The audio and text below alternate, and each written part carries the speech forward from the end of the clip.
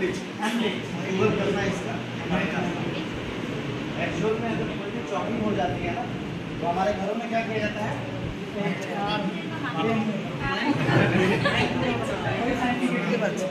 ये ना कोई साइंटिफिक है ना कोई आयुर्वेदिक है वो कुछ नहीं है ऐसा करने से कुछ नहीं লিখে দেন 2 3 4 5 আমি এখানে আসতে যাচ্ছি সেখানে জোরে মারতে হবে ক্লিয়ার মারার পরে বেরিয়ে যাবে যদি বেরিয়ে যায় তো ওকে এখন তো বেরোবে না তুমি দেখা করে বেরিয়ে যায় তো ঠিক আছে না বেরিয়ে যায় দেন আমরা কি করব পিছনে আসবো এসে বলো ভাই সাহেব आप चिंता मत करिए कुछ नहीं होगा तो दादा आप चिंता করবেন না কিছুই হবে না আমি আপনাকে এক্ষুনি ঠিক করে দেব বলে আস্তে আস্তে পাটাকে সাহায্য কোনো অপশন কোঅপারেট করুন বলে পাটাকেও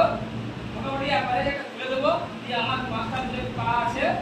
মাঝখানে লেগ এই পাটাকে মাঝখানে সেন্টারে করবো করে হাতগুলো দিয়েও হাত তুলতে যাইবে না কিন্তু জোর করে হাতটা তুলে নিয়ে এসে পিছনে লক করে দেবো লক করে আমি এই হাত আমার কোমর দিয়ে ওটাকে খাটিয়ে যাতে ও হাতটা আগে বার করতে না পারে দেন আর একটু হাত এই যে গ্যাপটা আছে একটু গ্যাপ দিয়ে ভিতরে নিয়ে চলে গেলাম দিয়ে গেলাম এবারে কি হচ্ছে যে নাভি আছে আর জাইফার প্রসেস বলেছিলাম মনে আছে জানা পরে কথা বলেছিলাম